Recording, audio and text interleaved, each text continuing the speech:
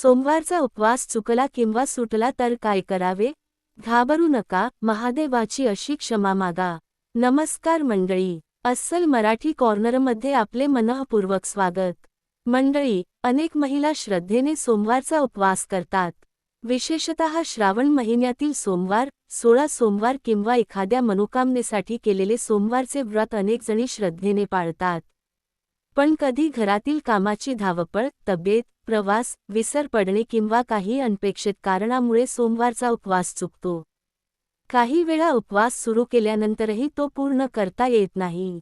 अशावेळी अनेकांच्या मनात प्रश्न येतो, माझ्याकडून उपवास चुकला, आता काय करावे?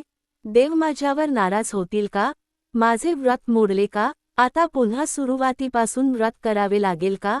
तर सर्वात आधी घाबरू नका. व्रतामध्ये श्रद्धा, संकल्प, संयम आणि मनाची शुद्धता यांना महत्त्व दिले जाते. सोमवार व्रताच्या विविध पद्धती धर्मपरंपरेत आढळतात आणि प्रत्येक व्रताचा संकल्प व उद्यापन वेगळे असू शकते. त्यामुळे प्रत्येक व्यक्तीसाठी एकच नियम लागू होतो असे म्हणणे योग्य नाही. 1. उपवास चुकला असेल तर प्रथम काय करावे?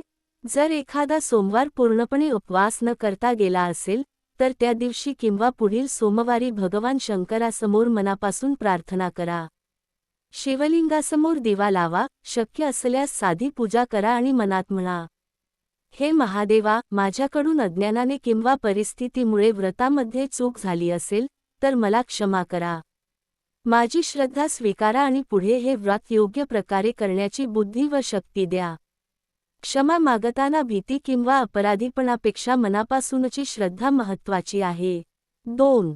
पुढच्या सोमवारी काय करावे? जर तुम्ही श्रावणातील सोमवारचे व्रत करत असाल आणि एखादा सोमवार चुकला असेल, तर पुढील सोमवारी आपल्या परंपरेनुसार पूजा, व्रत सुरू ठेवता येते. शिवपूजा, अभिषेक, बेलपत्र अर्पण, शिवनामस्मरण आणि सोमवारची व्रतकथा आपल्या क्षमतेनुसार करा. शक्य असल्यास त्या दिवशी मन अधिक शांत ठेवण्याचा प्रयत्न करा. कारण व्रत म्हणजे केवळ अन्न न घेणे नव्हे. शिवोपासनेमध्ये पूजा, नामस्मरण, कथा, श्रवण आणि संयम यांनाही महत्त्व दिले जाते. 3. दुप्पट उपवास करावा का? हा मुद्दा खूप महत्त्वाचा आहे. उपवास चुकला म्हणून पुढच्या सोमवारी स्वतःला शिक्षा म्हणून कठोर किंवा दुप्पट उपवास करणे आवश्यक आहे, असा सार्वत्रिक नियम सांगता येत नाही. विशेषतः तब्येत ठीक नसेल तर स्वतःवर जबरदस्ती करू नका. त्याऐवजी श्रद्धेने पूजा करा, नामस्मरण करा आणि आपल्या व्रताच्या संकल्पानुसार पुढील सोमवारचे पालन करा. उपवासाच्या पद्धतीही वेगवेगळ्या आहेत. काही ठिकाणी निराहार, तर काही ठिकाणी नक्त किंवा एकभुक्त पद्धती आढळतात. त्यामुळे आपल्या कुटुंबाची किंवा परंपरेची पद्धत महत्त्वाची आहे. 4. जर उपवास सुरू केला आणि मध्येच सुटला तर? समजा तुम्ही सकाळपासून उपवास केला, पण संध्याकाळपर्यंत तब्येत बिघडली, अशक्तपणा जाणवला किंवा काही अपरिहार्य कारणामुळे अन्न घ्यावे लागले. अशावेळी स्वतःला दोष देऊ नका. तब्येतीची गरज असेल तर योग्य आहार घेणे महत्त्वाचे आहे. त्यानंतर मनात भगवान शिवांचे स्मरण करून प्रार्थना करा. देवा, परिस्थितीमुळे माझा उपवास पूर्ण करता आला नाही. माझी भावना स्वीकारा. अशी साधी प्रार्थना करून पुढील सोमवारी आपल्या क्षमतेनुसार व्रत सुरू ठेवा. 5. मग व्रताची संख्या वाढवावी का? हे तुमच्या व्रताच्या प्रकारावर अवलंबून आहे. जर तुम्ही 16 सोमवारचे संकल्पित व्रत केले असेल, तर त्या व्रताची निश्चित संख्या पूर्ण करण्याबाबत परंपरेनुसार पुढील सोमवार धरून संख्या पूर्ण करण्याची पद्धत काही ठिकाणी सांगितली जाते. आणि व्रत पूर्ण झाल्यावर उद्यापन करण्याची परंपरा आहे. सोमवार व्रताचे प्रकार आणि त्यानुसार उद्यापनाची पद्धत वेगवेगळी असल्याचे धार्मिक स्रोतांमध्येही नमूद आहे. श्रावण सोमवारच्या बाबतीतही काही परंपरांमध्ये सर्व सोमवार पूर्ण झाल्यानंतर उद्यापन केले जाते. काही ठिकाणी एखादा सोमवार चुकल्यास पुढील योग्य सोमवारी व्रताची सांगता करण्याची पद्धत सांगितली जाते. म्हणून एक सोमवार चुकला म्हणजे नक्कीच अमुक इतके उपवास वाढवावे असा एकच नियम सर्वांसाठी सांगणे योग्य नाही. 6. उद्यापनाच्या वेळी काय लक्षात ठेवावे? तुमचे व्रत संकल्पित असेल तर शेवटच्या दिवशी आपल्या घरातील परंपरा, गुरुजी किंवा जाणकार पुरोहित यांच्या मार्गदर्शनानुसार उद्यापन करा. सामान्यतः शिवपूजा, संकल्पपूर्तीची प्रार्थना, दानधर्म आणि आपल्या सामर्थ्यानुसार भोजन किंवा प्रसाद देण्याची परंपरा आढळते.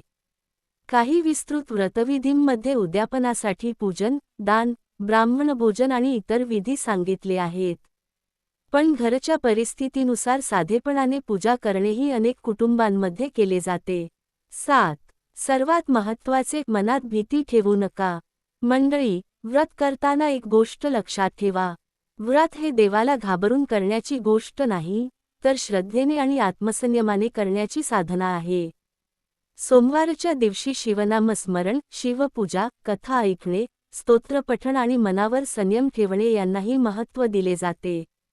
त्यामुळे एखादा सोमवार चुकला म्हणून आता माझे व्रत संपले, देव माझ्यावर रागावले, माझे सर्व पुण्य नष्ट झाले, अशी भीती मनात ठेवू नका.